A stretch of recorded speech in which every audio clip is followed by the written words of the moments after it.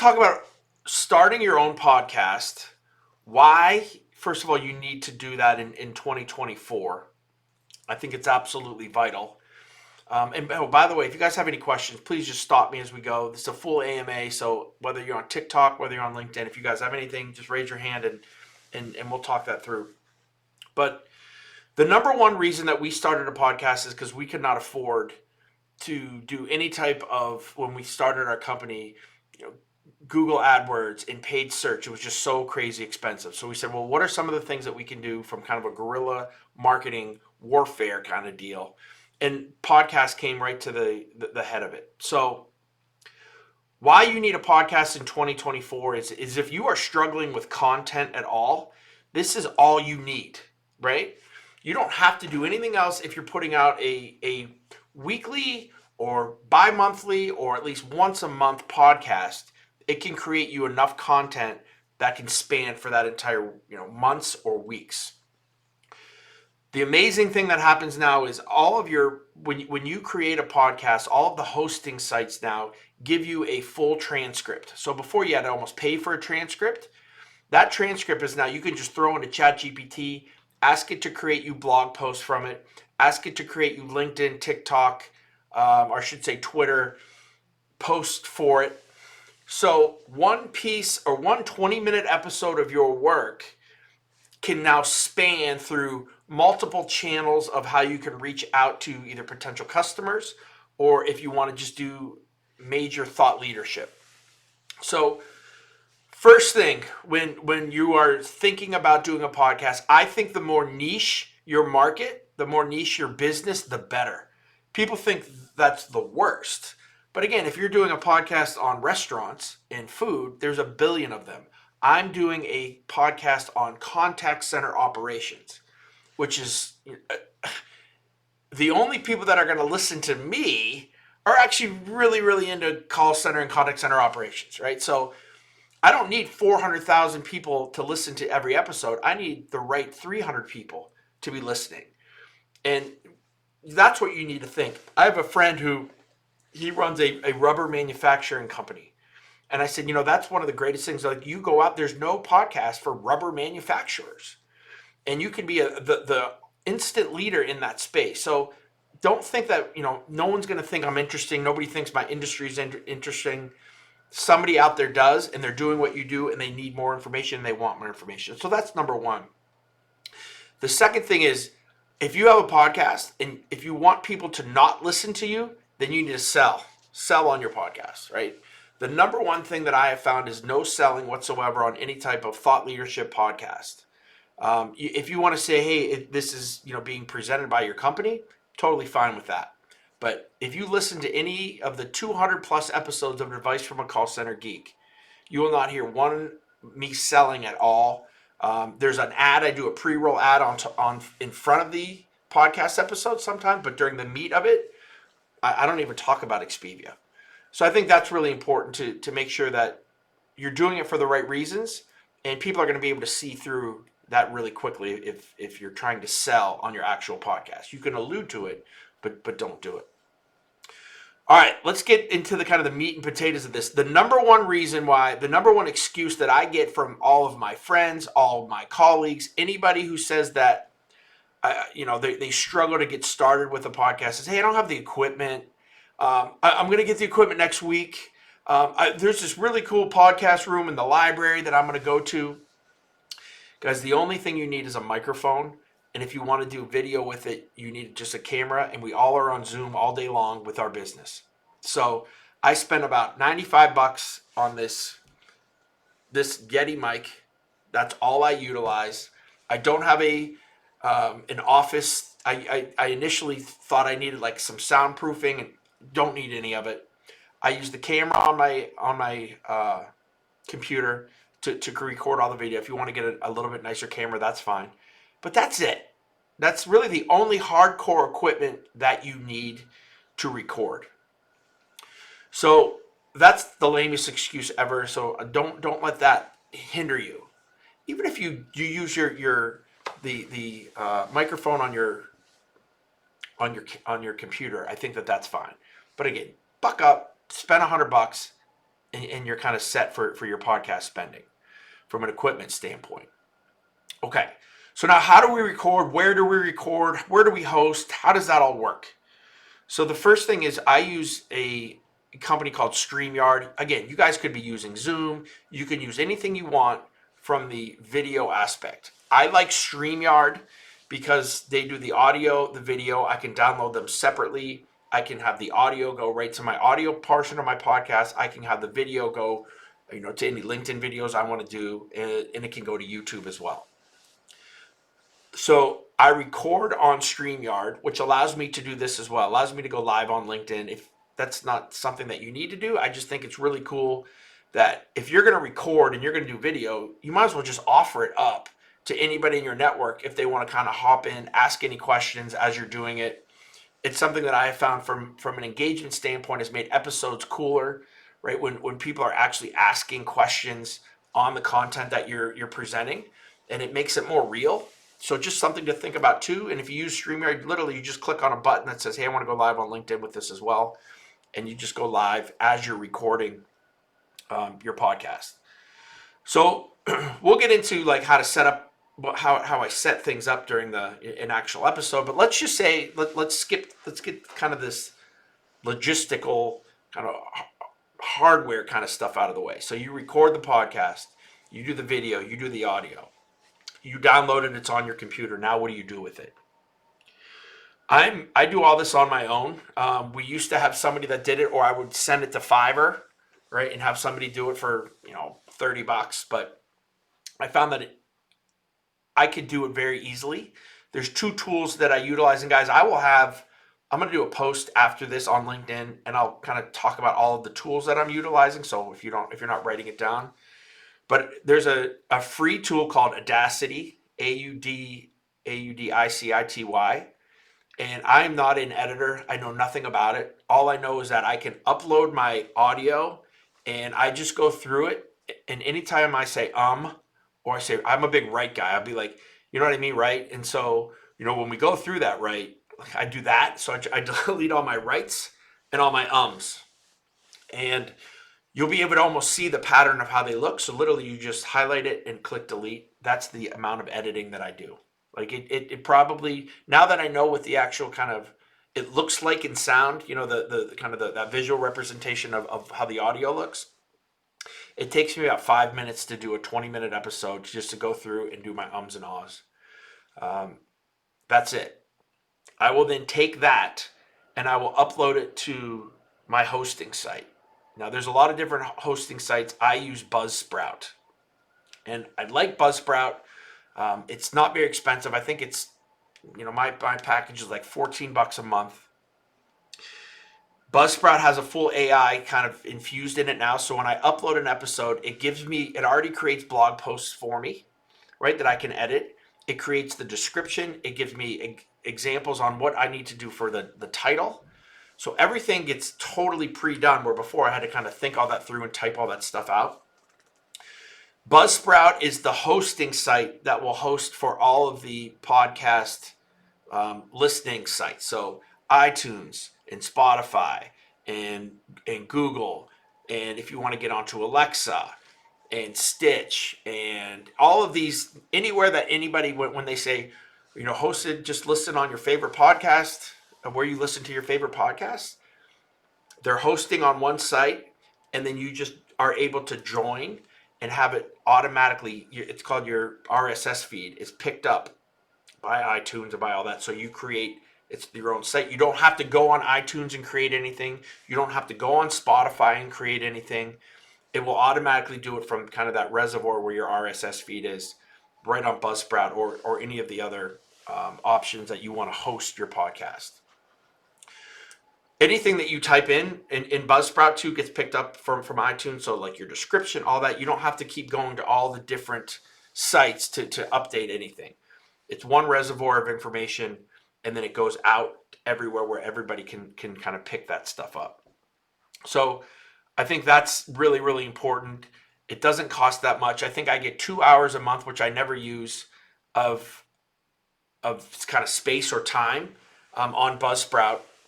So Each of my episodes is about 15 to 20 minutes. I think that's really all you need if you're, providing some really good content and you're not selling, and it's something that's relatively interesting in kind of your niche. Questions on how often um, should you do an episode?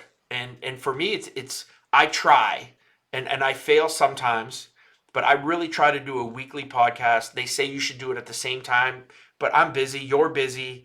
Sometimes it's on a Tuesday. Sometimes it's on a Thursday. But I think as long as you're consistent with if you want to do a week, let's get some stuff out during that week. And again, it doesn't have to be crazy long. You could be doing 10-minute podcasts, right? I would stick to anything if you're going 5 minutes or under. People are going to be like, well, am I really getting value out of this? But I would also stay away from things that are hours long, right? Because again, nobody has that amount of time. I think that 15 to 20 minutes, maybe 15 to 30 minutes, that's what I have found is the sweet spot for me, for people listening, and people that actually want to kind of interact then with that content. Um, Again, we talked about using this stuff for micro content. The number one reason I do the podcast is not for the podcast. The podcast is cool. It's great. It's a great piece of core content, but that's my pillar content that I build all of the micro content for. So again, we just talked about the audio piece of this. We uploaded it to our hosting site. It's now on iTunes. It's on Spotify. We're good with the audio piece. But now what do we do with this video piece? Right? Because we recorded ourselves on video like I'm doing now as well. You guys can't see it, but I have my phone and I'm recording myself with this too for more content. So what we'll do with that is, number one, is we will upload the entire episode to YouTube, use the same descriptions and everything that we did for the audio. And then again, there's going to be more people out there that are better at the editing aspect than I am, because I am amateur as amateur gets. I tried to find the easiest platform. Adobe and those kind of things were too advanced. Like I don't know how to use them, to be honest. So there's a company or a site, or actually I should say a tool called Filmora, Filmora. And all I do from an editing standpoint is I upload my video, and then I find out where I want to cut, and I literally can just cut and chop 2-minute, 3-minute videos out of it. So out of a 20-minute episode, I might get 8 videos that are 1 minute to 2 minutes long, that I think could add a ton of value as well. So then that goes into scheduling out little pieces of micro content, mostly on LinkedIn, but that's how I grew my TikTok. I have about 3,100 followers, maybe right over 3,000 followers now. It's all came from micro content from the podcast. So again, I didn't have to create new stuff. Now, do I just sometimes just hold my phone and talk? Yeah.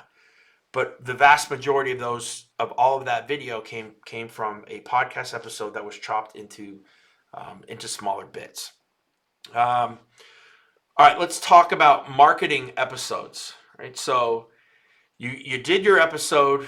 It's on iTunes. It's on Spotify. You have this video piece. Let's say you chopped up into smaller videos, or maybe you didn't.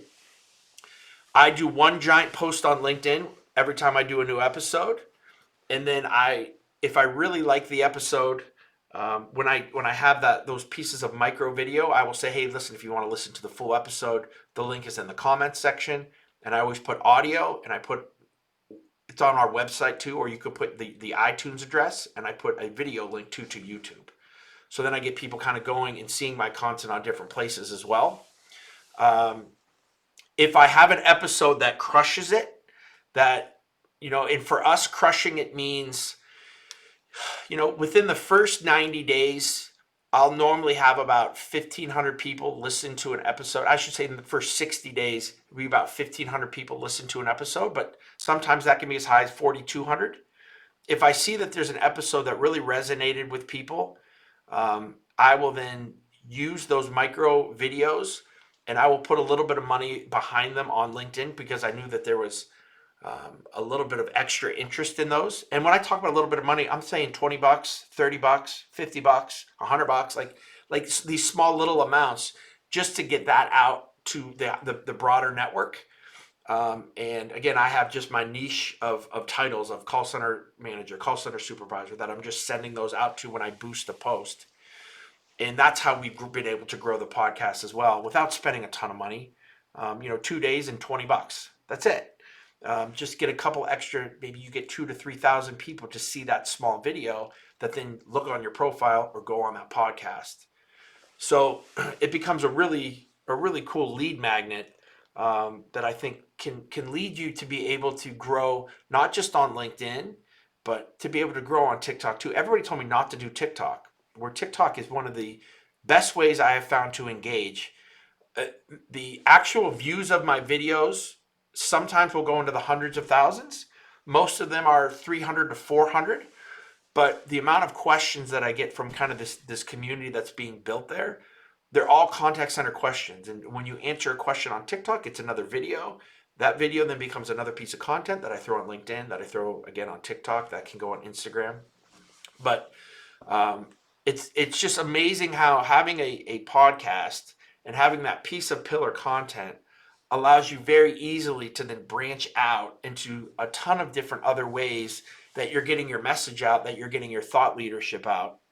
And it's for us, it's become, again, as I've said, that it's great to have that audio. It's great to have that video, that big chunk, that 25-minute video and audio that's out there.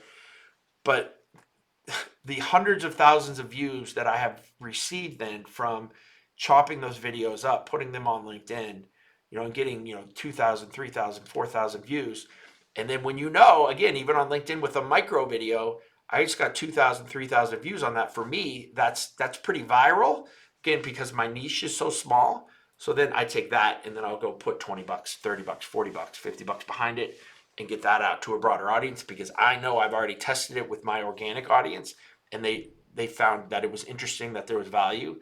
And again, this continues to grow the podcast, grow my following on LinkedIn, grow the thought leadership. So it's like this. It's like it's like a river, right? Like, the Mississippi starts as this little trickle, and that's kind of your podcast, right? It starts the stream, and then the next thing you know, if you're doing it right and you're kind of creating all of this content with it, it becomes the Mississippi River that people really can kind of get onto and kind of listen to. So again, that's why I think it's so vitally important for everyone to start, no matter how unimportant or how uninteresting you think your business or your industry is. There are people out there that are doing it. There are people out there that want to buy from you, and there's people that want to learn. The one of the coolest things about the podcast that we do is that I have had so many call center agents that started on the phones when we started in like 2017, 2018, that became the call center supervisor, that listened to the podcast to learn about, all the things from KPIs to how to deal with difficult customers and even difficult agents. And then became the call center manager, who now is the executive, 6 or 7 years later, who's maybe looking to outsource. We're an outsourcer. So who are they going to go to first? Well, they know my brand. They know me. They know they trust me. They know that I know what I'm talking about. And that's generated business, in the long term as well. So it's just an amazing road that this thing has been on, right? To get over 200,000 people to listen to a very niche type thing, I think is really cool. And your voice needs to be out there too. Everybody has different perspectives on this. One other thing I did have on my notes here that I did miss is, should you do a single podcast, right, where there's just a host talking? Should you bring guests on? How do you get guests? The funny thing that I have found with podcasts is most people love to be on and think it's kind of a cool thing, right? Almost like a celebritizing of their business. So I have a mix of both. I come up with a bunch of topics. ChatGPT has helped me a lot with topics. Thanks, super awesome on TikTok. It's my big clock. It doesn't work as well as it used to, but it is. It's been a talking piece in a lot of episodes. But anyway, so talk. I would say most of the episodes are me doing this on my own, talking. But then I will bring on, if there's a specific AI, somebody who's really focused in AI, somebody who's really focused in QA, to bring those guys on is amazing. I think it livens up what you want to talk about. It opens up different topics for you to think about as well. And then the really cool thing that has just really started to happen in the last probably year and a half is we have now companies that want to come on. We've been able to monetize advice from a call center to a certain extent. So we've had a lot of companies in contact center companies in Europe that are trying to break into the United States. We have the number one podcast out there in that call center world. So there is a charge. They come on, they sponsor an episode. We do a bunch of audio, video. I have evergreen content that I still post on guests in companies that have come on the podcast, over the past year. So they get that constant kind of evergreen content that's going out there too. There's a company called a Value Agent, came on the podcast. They received about 40 to 50,000 impressions within the first 30 days of coming on. Now that's audio, that's video, and the amount that they would have had to pay for to get that on Google AdWords, it was insane, right? And so it ended up with what they cost being less than 4 cents an impression. So people start to realize the more that if you can be a voice in a niche, if you can be a voice for that piece of the industry, there's a lot of value when you start to build community around that, and then you can, again, if never take advantage of that community, but you can bring other companies to that community as well. Kind of once you get that thing built, I would say that you need to do and have the commitment to do at least 8 months. Right? So like 30 to 40 episodes. If you can get to 50 episodes, you're going to be in a good place. So many people do 3 to 4, then they tucker out right away. And it just, you have to have a commitment to be like, listen, I'm going to talk for 15 minutes once a week. We all do this on these, think out, 15 to 20 different topics. Things will change as you go. And then just talk. Right, just have some opinions.